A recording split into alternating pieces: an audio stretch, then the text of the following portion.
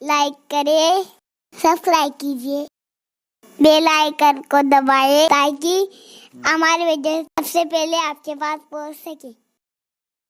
جب 9 تاریخ کی صبح ہوگی تو فجر کی نماز آپ ادا کریں، اور نماز ادا کرنے کے بعد اب آپ انتظار کریں گے کہ جب سورج کی کرنیں جبل صبیر پر، کوہ صبیر پر پڑنے لگے تو اب آپ کے لیے منی چھوڑ کر عرفات کے میدان میں جانا یہ سنت ہے۔ اور عرفات جو ہے وہ حج کا سب سے بڑا رکن ہے۔ اللہ کے رسول صلی اللہ علیہ وسلم فرماتے ہیں الحج و عرفات، کہ عرفات ہی حج ہے۔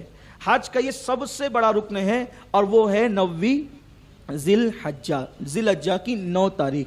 آپ سے میری گزارش ہے کہ آپ زوال سے پہلے مطلب ظہر کا وقت شروع ہونے سے پہلے عرفات کے میدان میں پہنچ جائیں۔ جب صبح ہوگی نا، آپ اپنے خیمے میں ہوں گے، تبھی آپ کو پتہ چل جائے گا کہ لوگ میدان عرفات روانہ ہو رہے ہیں۔ سب لوگ ایک لباس میں، ایک سمت میں، ایک انداز میں، ایک لاہوتی نغمہ گنگناتے ہوئے میدان عرفات کی طرف جا رہے ہوں گے، اور سب لوگ پڑھ رہے ہوں گے لبیک اللہم لبیک لبیک لا شریک لک لبیک ان الحمد والنعمت لک والملک لا شریک لک لبیک اللہم لبیک لبیک لا شریک لک لبیک ان الحمد والنعمت لک والملک لا شریک لک لبیک اللہم لبیک لبیک لا شریک لک لبیک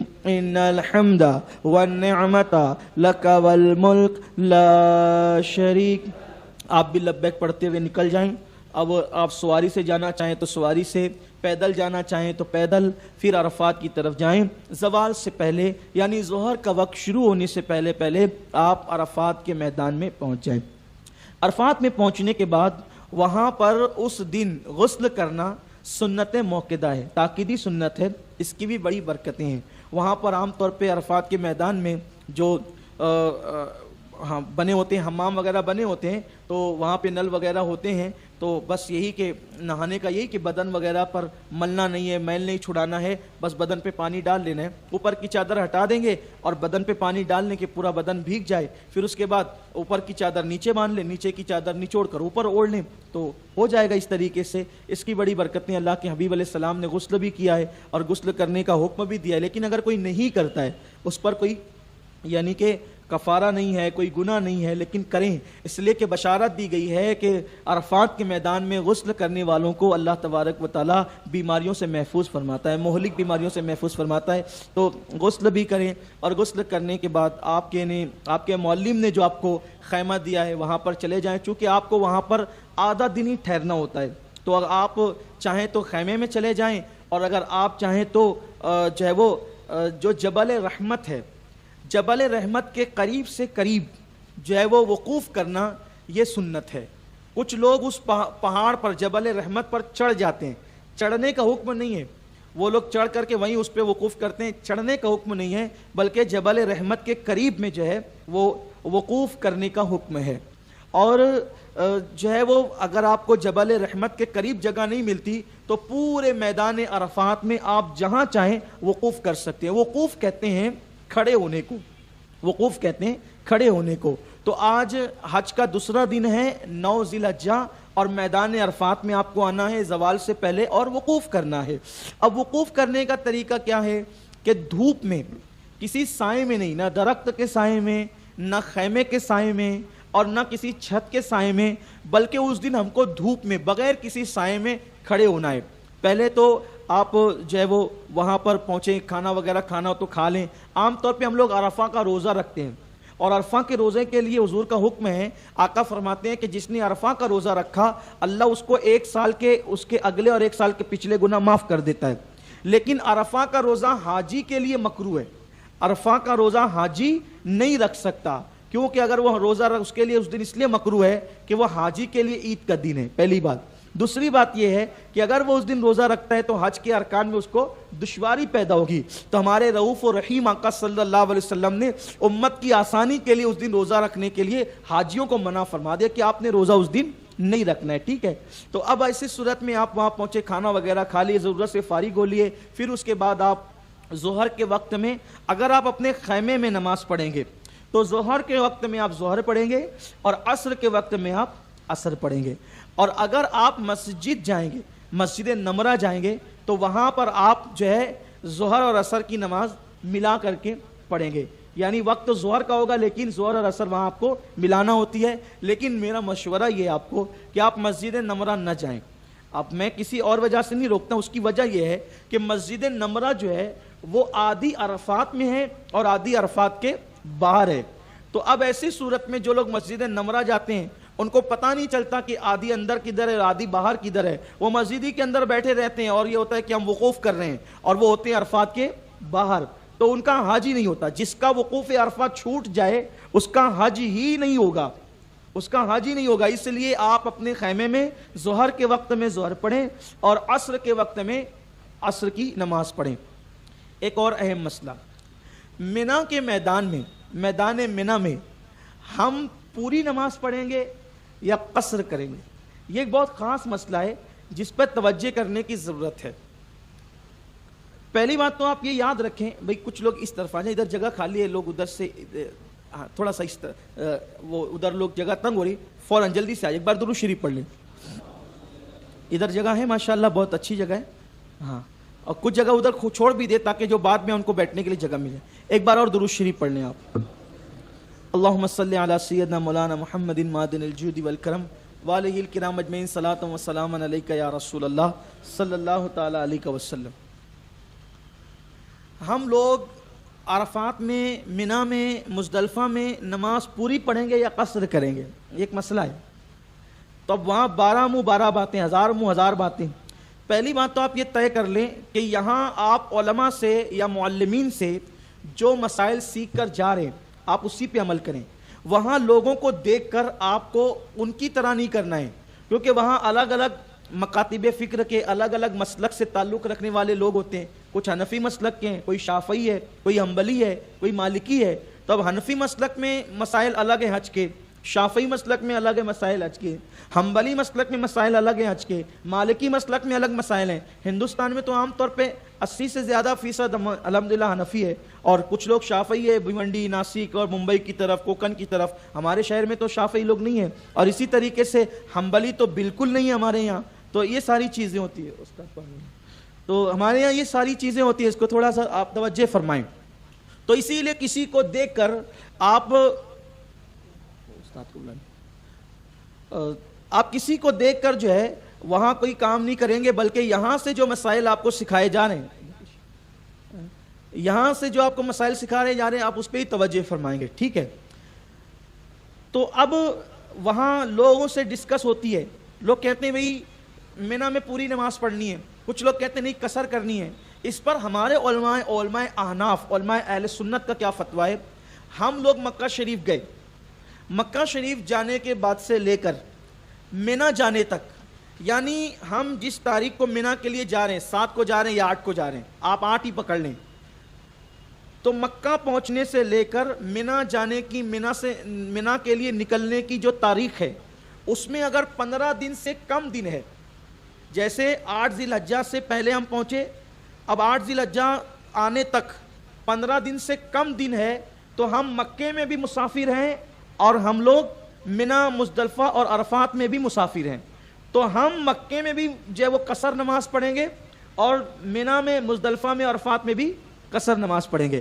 لیکن ہم ایسی تاریخ میں مکہ شریف پہنچے کہ ہم منا, مزدلفہ, عرفات کی جو تاریخ یعنی منا کے لیے نکلنے کی جو تاریخ ہے وہ 15 دن ہے یا 15 دن سے زیادہ ہیں. تو ہم مکے میں بھی مقیم ہیں, منا میں بھی مقیم ہے, مزدلفہ میں مقیم ہے, عرفات میں بھی سب جگہ مقیم ہے. تو مقیم کے لیے مسئلہ یہ ہے کہ وہ جو ہے وہ پوری نماز پڑھے, یعنی جو ظہر, عصر اور عشاء ہے وہ 4 والی 4 رکعت پڑھے. اور مسافر کے لیے قصر کا حکم ہے. احناف میں قصر واجب ہے, یعنی اگر مکہ شریف پہنچنے سے لے کر آپ کو حج کے لیے منا نکلنے تک 15 دن سے کم کا ٹائم ہے, تو آپ جو ہے وہ 4 رکعت والی ظہر, عصر اور عشاء, یہ جو فرض نمازیں اس کو 2 رکعت پڑھیں گے. البتہ سنتیں پوری پڑھیں گے, لیکن یہ فرض جو ہے وہ قصر کریں گے اگر آپ مسافر ہیں تو.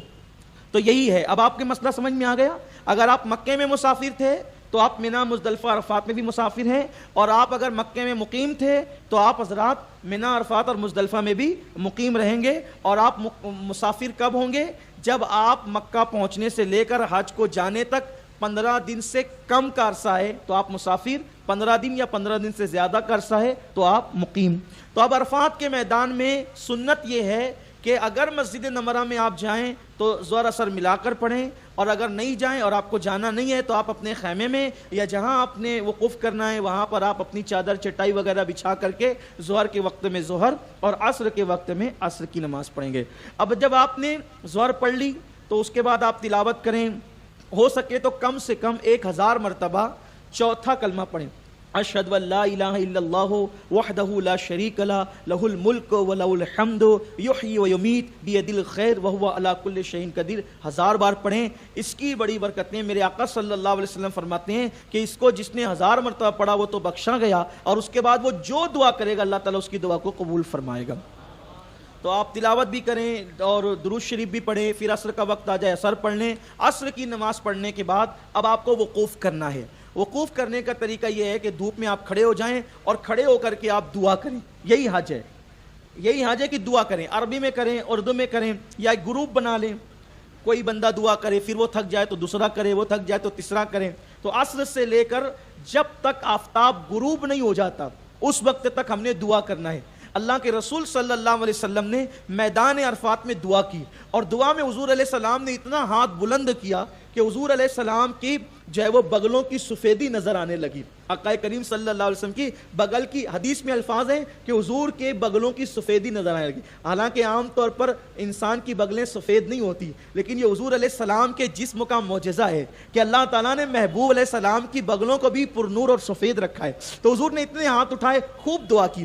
گڑ گڑا کر دعا کریں اور کسی پہ توجہ نہ کریں. کیوں؟ اس لیے کہ رونے کی کوشش کریں. رونا نہیں آتا تو رونے جیسی صورت بنائے. آقا دعا کرتے رہے کرتے رہے کرتے رہے یہاں تک کہ بتقاضۂ بشریت حضور علیہ السلام کے ہاتھوں کو تھکن لگنے لگی تو اللہ کے رسول نے ہاتھ نیچے کر لیا لیکن دعا کو جاری رکھا. دعا جاری رکھیں. ہاتھ نیچے کر لیا لیکن دعا، تو آپ کے بھی ہاتھ تھکنے لگیں گے، دکھنے لگیں گے. ہاتھ نیچے کر لے لیکن دعا جاری رکھے. خوب مانگے اپنے لیے، اپنی اولاد کے لیے، رشتہ داروں کے لیے، پوری امت کے لیے، دنیا کے لیے، آخرت کے لیے، اپنی آخرت کے لیے، قبر کے لیے. موت ایمان پر مانگے، اللہ کی بارگاہ میں عذاب سے نجات مانگے، رب کی بارگاہ میں جہنم سے پناہ مانگے، جنت کا سوال کرے. جنت بھی حضور کے پڑوس میں مانگے. خوب دعائیں یاد کر لے. اگر دعائیں یاد نہیں ہو تو اپنے پاس مرکز پر دعاؤں کی جو وہ سی ڈیز موجود ہے کہ اپنی چپ میں موبائل میں ڈال لیں. جو دعائیں کہ آپ رمضان شریف میں افطار کے وقت تو سنتے ہیں، آپ اور موقع پر جو دعائیں سنتے ہیں تصور مدینہ میں شب برات میں، اس کو سن لے تو دعا مانگنے کا ایک انداز آپ کو آ جائے گا. اور ویسے بھی بات یہ کہتا ہوں، اللہ کے یہاں الفاظ نہیں دیکھے جاتے، اللہ کے یہاں تو دل دیکھا جاتا ہے. یہاں پر مجھے ایک بہت پیارا سا واقعہ یاد آ رہا ہے، حالانکہ یہ ہمارے عنوان سے ہٹ کر ہے، لیکن صرف میرے حاجی صاحبان کو یقین مضبوط کرنے کے لیے کہ یقین سے دیکھو، جو چیز جتنے یقین سے مانگی جاتی ہے نا اللہ تعالیٰ دیتا ہے، اور انسان جتنی دیوانگی سے مانگتا ہے نا اللہ تعالیٰ دیتا ہے. اصل میں ایک واقعہ بیان کیا گیا ہے، حالانکہ اس کو اسرائیلی روایات کہا جاتا ہے، لیکن فضائل اعمال میں ذوق کے لیے، شوق کے لیے جو ہے وہ اس طرح کی روایات کو بیان کرنے کا کوئی شرعی حکم نہیں ہے. اللہ کے حبیب، اللہ کے پیغمبر، اللہ کے کلیم حضرت موسیٰ علیہ السلام ایک بستی سے جو ہے وہ گزر رہے تھے. آپ نے کیا دیکھا کہ ایک عورت وہاں بہت مایوس بیٹھی ہوئی ہے. اس عورت نے حضرت موسیٰ علیہ السلام کو دیکھا، حضرت موسیٰ علیہ السلام نے عورت کو دیکھا تو حضرت موسیٰ اس کے قریب ہے، کہا مائی تو مایوس کیوں ہے؟ اس نے کہا اللہ کے کلیم کیا کروں، مجھے اولاد نہیں ہے، اولاد نہیں ہے اس لیے میں پریشان ہوں. اللہ کے کلیم نے اللہ سے عرض کی میرے اللہ اس کو اولاد دے دے. اللہ نے فرمایا کہ موسیٰ اس کی قسمت میں اولاد نہیں ہے. اب اللہ نے کہہ دیا اس کی قسمت میں نہیں ہے تو ادب والے تھے. اللہ نے جب کہہ دیا کہ اولاد نہیں ہے قسمت میں، ادب کی وجہ سے چپ ہو گئے اور اس کو کہا اے اللہ کی بندی، اللہ کے فیصلے پہ صبر کر، تیری تقدیر میں اولاد نہیں ہے اور اسی پر تو راضی رہ. چلے گئے. آپ جانے کے بعد ٹور پہ گئے، بات چیت ہوئی، واپس ہوئے، آج دن گزرتے گئے. ایک دن حضرت موسیٰ علیہ السلام پھر اسی گلی سے گزرے تو دیکھا کہ وہ عورت بہت خوش ہے اور اس کے ارد گرد کچھ بچے کھیل رہے ہیں. حضرت کلیم نے اس کو ارد گرد بچوں کو دیکھا تو تجسس ہوا کہ ذرا معلوم کریں کہ بات کیا ہے. حالانکہ یہ روایت عارف رومی نے بیان کی ہے، علامہ جلال الدین رومی نے بیان کی ہے. بڑی پیاری سی روایت ہے کہ حضرت کلیم نے کہا کہ یہ بچے کس کے ہیں؟ تو اس عورت نے ہنس کے کہا یہ میرے بچے ہیں. ارے مجھے تو کہا گیا تھا کہ تقدیر میں نہیں ہے. تو کہا کہ ہاں جب آپ گئے نا تو آپ کے پیچھے ایک پاگل دیوانہ آیا اور مجھے بھی اس نے پوچھا تو کیوں پریشان ہے, تو میں نے کہا کہ میرے بچے نہیں ہیں. تو اس نے اللہ سے کہا کہ اللہ اس کو بچے دے دے. اللہ نے دے دیا.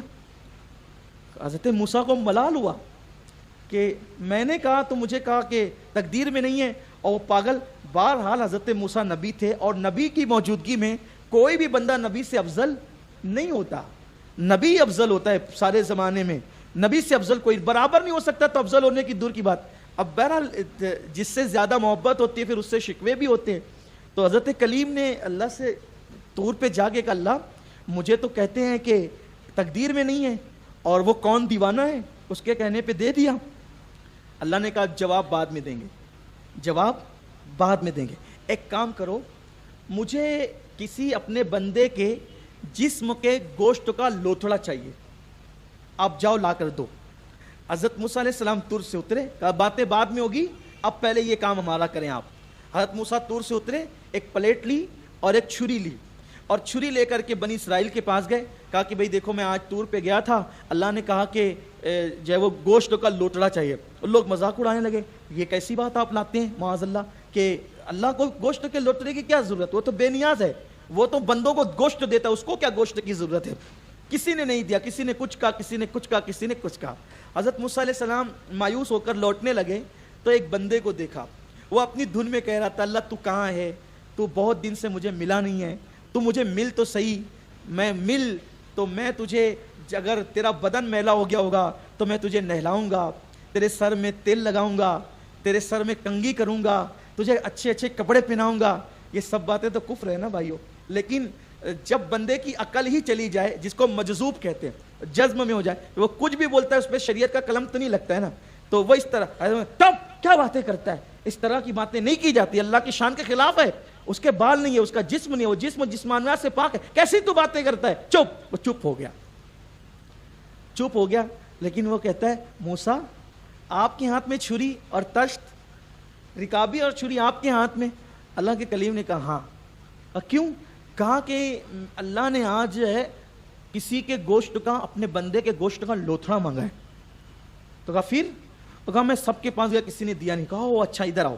چھری لی اور اپنے جسم سے گوشت کاٹا, اور کاٹ کے اس میں تشت میں رکھ دیا, برتن میں رکھ دیا. پھر حضرت موسیٰ خوش ہو گیا کہ چلو نہ کہنے سے تو اب بڑا کام ہو گیا نا, اس پاگل سے دیوانے سے کام ہو گیا, تو چلتے ہیں اب لے کر. کہا نہیں رکو رکو ابھی. پھر دوسرا کاٹا, پھر وہ بھی رکھ دیا. پھر ہاتھ کا کاٹا, جہاں جہاں کا کاٹ سکتا تھا سب کاٹ کر کے رکھ دیا. اور رکھنے کے بعد ایک سرد آگ کھینچی. حضرت موسیٰ حیران تھے کیا ہو رہا ہے, اللہ نے تو گوشت کا ایک ہی لوتھڑا مانگا ہے اور یہ تو پورا تشت بھر دیا. ایک سرد آگ کھینچ کے کہتا ہے اللہ کے کلیم, اللہ نے گوشت کا لوتھڑا مانگا, لیکن اللہ نے یہ نہیں کہا کہ کہاں کا چاہیے, اللہ نے یہ نہیں کہا کہ کہاں کا چاہیے, اس لیے میں نے اپنے پسند کے رکھ دیے. لیکن اس سے پوچھ لینا, اگر یہ پسند نہ آئے تو وہ فرمائش کرے کہ کہاں کا چاہیے, اگر وہ دل بھی کہے گا تو چیر کر رکھ دیں گے, اس لیے کہ اپنا ہے کہ سب کچھ تو اسی کا ہے. حضرت موسیٰ کو حیرانی ہوئی کہ کیسا اللہ کا عاشق بندہ ہے یہ. اور پھر آئے, اللہ لے آیا, کیا رپورٹ ہے موسیٰ. عرض کرنے لگے مولا میں تو سب کے پاس گیا لیکن کسی تسبیح مسلح والے نے نہیں دیا, لوگوں نے تو میرا مذاق اڑایا. کہا کس نے دیا, تو کہا وہ ایک پاگل تھا, رستے میں عجیب عجیب باتیں کر رہا تھا, دیوانہ, اس نے دیا. اور حیرت ہے اس پر کہ ایک لوتھڑا نہیں, اس نے پورا تشت بھر دیا. اور پھر کہا اللہ سے پوچھنا کہ اس نے یہ کہا نہیں کہ کہاں کا چاہیے, بلکہ اللہ نے, اس نے یہ کہا کہ میں نے تو اپنی پسند کا رکھ دیا. اس نے یہ نہیں کہا نا کہ کہاں کا چاہیے, لیکن پوچھ لینا اگر یہ پسند نہ آئے تو جو کہے گا دے دیں گے, اگر کہے گا دل پسند ہے دل بھی چیر کے رکھ دیں گے, اپنا ہے کیا, سب کچھ تو اسی کا ہے. اللہ نے فرمایا موسیٰ اتنا پریشان ہونے کی ضرورت کیا تھی, اتنا پریشان ہونے کی ضرورت کیا تھی. میں نے تجھے کیا کہا تھا کہ میرے کسی بندے کے گوشت کا لوٹنا چاہیے. طور سے اتر کر کے جانا, لوگوں کے پاس کہنے کی کیا ضرورت تھی, موسیٰ کیا تو میرا بندہ نہ تھا, کیا تو تو بھی تو میرا بندہ تھا. جب میں نے کہا تھا گوشت کا لوٹنا چاہیے تو اپنا ہی کاٹ کے دے دیتا. تو میرا بندہ نہ تھا, تو دوسروں کے پاس گیا نا. پھر کہا موسیٰ جانتے وہ پاگل, وہ دیوانہ کون ہے جسے لوگ دیوانہ کہتے ہیں, وہ وہی ہے جس کی دعا سے میں نے اس عورت کو بچے دیے. جب کوئی ہم سے اتنا پیار کرتا ہے, جب کوئی ہم سے اتنا پیار کرتا ہے تو پھر ہم بھی اس سے اتنا کرتے ہیں کہ جو تقدیر میں نہیں ہوتا پھر وہ بھی لکھ دیا کرتے ہیں، پھر وہ بھی دیتے۔ اوروں کو جو ملا ہے مقدر سے ملا ہے، مجھ کو تو مقدر بھی تیرے در سے ملا۔ وہی ولیوں کی دعاؤں سے تقدیریں بدل جاتی ہیں نا۔ تو اللہ کی بارگاہ میں عرفات میں مانگے اس یقین سے کہ آج میرا عمل نہیں بلکہ آج میں اللہ کا مہمان ہوں، اللہ مجھے دے گا، خوب مانگے۔ اس دن یہ شک کرنا کہ اللہ مجھے دے گا کہ نہیں دے گا، یہ سب سے بڑا گناہ عرفات ہے۔ دے گا ہی دے گا، اور اس دن نہیں۔ مسلمانوں جب بھی دعا کرو تو اس یقین کے ساتھ کرو کہ وہ دے گا۔ اس کا دینے میں نقصان کیا ہے؟ وہ تو نقصان سے پاک ہے۔ اللہ کے رسول صلی اللہ علیہ وسلم فرماتے ہیں کہ اگر تمام دنیا کے اولین اور آخرین مل کر ایک میدان میں جمع ہو جائیں اور سب اللہ سے مانگے، سب مانگے اور اللہ سب کو دے دے تو بھی اس کے خزانے سے اتنا کم نہیں ہوگا جتنا کروڑوں سمندر میں سوئی ڈبا کر نکالنے سے کم ہوتا ہے۔ سمندروں میں سوئی ڈبا کر نکالنے سے جتنا کم ہوتا ہے اتنا بھی اللہ کے خزانے سے کم نہیں ہوگا۔ اگر اللہ سب کو دے دے تب بھی اس کے خزانے اتنے بھرے ہوئے ہیں۔